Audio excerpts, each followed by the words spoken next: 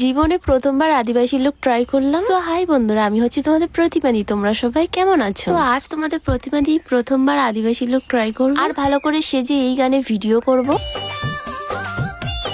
তো এই গানটা মোটামুটি ভালোই ট্রেন্ডিং এ চলছে আর অনেকেই আদিবাসী লুক ট্রাই করে ভিডিওটা করছে, তাই ভাবলাম চলো আমিও একটু সেজে করি ভিডিওটা। ওই জন্য আমি এখানে একটা সুতির শাড়ি নিয়ে নিয়েছি আর একটা ব্লাউজ নিয়ে নিয়েছি, আর এটা হচ্ছে আমার শাড়ি পরার লুক। আর কিন্তু শাড়িটা আমি একটু উঁচু করেই পরেছি। এবার হচ্ছে ওনাদের মতন মেকআপ করার পালা, তাই জন্য আমি এক গাদা সানস্ক্রিন মুখে দিয়েছি, কারণ বাইরে প্রচন্ড রোদ আর আমি একদম হালকা করে মেকআপটা করবো। ওই জন্য করে আমি একদম অল্প করে ফাউন্ডেশন মুখে দিয়েছি। আর এই যে স্কিনের মধ্যে যে ফটোটা দেখতে পাচ্ছ, আমি একদম এনার মতন সুন্দর করেই সাজবো, কিন্তু লাস্টের রেজাল্টটা কি বেরোবে আমি সেটা নিজেও জানি না। আমি ফুল দমে চেষ্টা করছি ওনার মতন সাজা এবং আদিবাসী লুকটা আনা। আর সব থেকে বড় কষ্ট হচ্ছে এই চুল বাঁধা। আমি অন্য কারো চুল খুব সুন্দর করে বেঁধে দেবো, কিন্তু যখন আমার পালা আসবে আমি নিজের চুল নিজে কোনোদিন ভালো করে বাঁধতে পারি না। মেকআপটা আমি একা খুব ভালো মতন করে নিতে পারি, আর চুলটা বাঁধার সময় মনে হয় যদি কেউ চুলটা বেঁধে দিত খুব ভালো হতো। কিন্তু কি করব, আমার মা কিন্তু চুল বাঁধতে একদমই জানে না। আমি যেটুকুনি পারি এই একা একা খোপা করতেই পারি ভালো। আর অন্য কারো চুল হলে আমি কিন্তু খুব সুন্দর করে বেঁধে দিই তাদের চুলগুলো। আমি একদম নর্মাল আর সাধারণ খোপা করেছি, যেটা বাড়িতে করে থাকি। এবার আমি খুব আস্তে আস্তে টিপটা সুন্দর করে পরে নিচ্ছি। তারপর পরেছি সুন্দর করে কাজল, আর সববার লাস্ট ছিল